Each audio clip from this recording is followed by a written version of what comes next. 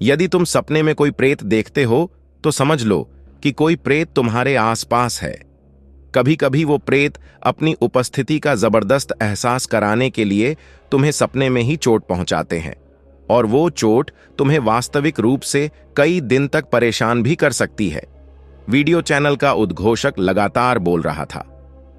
क्या बकवास सुन रहे हो तुम? ये वीडियो चैनल दिन रात यही सब बकवास करते रहते हैं, कुछ अच्छी बातें भी देख लिया करो। अदिति ने सिड को समझाते हुए कहा। सही कह रही हो अदिति, ये सब बकवास सुनने से दिमाग में कई किस्म के भ्रम पल जाते हैं। सिड ने वीडियो चैनल को बंद करते हुए कहा। सुनो, 4 दिन के लिए मम्मी के घर जाना है। तुम खाने का कैसे करोगे? कुछ घर से ही भिजवा दिया करूं या तुम खाना खाने घर ही आ जाया करोगे? अदिति ने सिड से पूछा। अरे यार, मेरे खाने की चिंता तुम मत करो, कुछ ना कुछ हो जाएगा। कभी तुम्हारे घर, कभी स्विग्गी जिंदाबाद, सिड ने जवाब दिया। ठीक है, मैं तुम्हारा खाना तैयार रखा करूंगी, आकर खा लेना या पैक कराकर ले आया करना, अदिति बोली। 4 दिन की ही तो बात है, तुम चिंता मत करो, सब मैनेज हो जाएगा, सिड बोला। अगले दिन चारों ओर अंधकार को देखकर सिड का मन खाने को नहीं कर रहा था, लेकिन अदिति की जिद की वजह से उसे उसके घर 10 किलोमीटर दूर अपनी ससुराल में जाना ही पड़ीडीएच रहा था। क्या मुसीबत है, कैसा बेवकूफ हूं मैं भी। शाम को ही खाना खाने निकल जाता तो अच्छा था, अब इतनी रात में घर से निकलना एक बेवकूफी ही थी। सिड ड्राइव करते हुए बद्दा रहा था। सदियों का सीजन होने की वजह से मेन रोड लगभग जाम थी।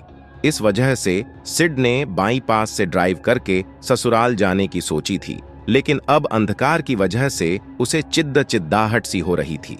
तभी सामने रास्ते में एक बद्धा सा पेड्डाच का तना पद्धा देखकर उसकी चिद्दाहट और ज्यादा बढ़ा गई। उसने कार रोककर तना हटाने का निर्णय लिया और कार रोक दी। तना काफी भारी था। जैसे ही उसने वो तना उठाया, सामने काले कपड़े पहने अंधेरे में अंधेरे का हिस्सा बना वो हैवान उसके सामने आ गया। उसका डील डोल देखकर सिड थोड़ा घबरा गया और पीछे हटा। वो इंसान या हैवान जो भी था, उसने आगे बाराज कर सिड को पकड़ देना चाहा। सिड को कुछ नहीं सूझा, कार तक पहुंचना संभव नहीं था, इसलिए वो विपरीत दिशा में दौड़ पद्धा। वो इंसान या हैवान जो भी था, अब सिड के पीछे दौड़ रहा था। रास्ता इतना खराब था कि सिड चाहकर भी तेज नहीं दौड़ पा रहा था। सिड ज्यादा देर न दौड़ सका। जल्दी ही उस हैवान ने सिड को पीछे से पकड़ लिया और उसकी विशाल भुजाएं सिड की छाती पर लिपट गई। उस हैवान की पकड़धाच इतनी मजबूत थी, सिड उस पकड़धाच से निकल नहीं पा रहा था। उस पकड़धाच की वजह से सिड की छाती में भयानक दर्द हो रहा था और उसका दम घुट रहा था। दम घुटने के उन्हीं क्षणों में सिड की आंख खुल गई और उस भयानक सपने का अंत हो गया।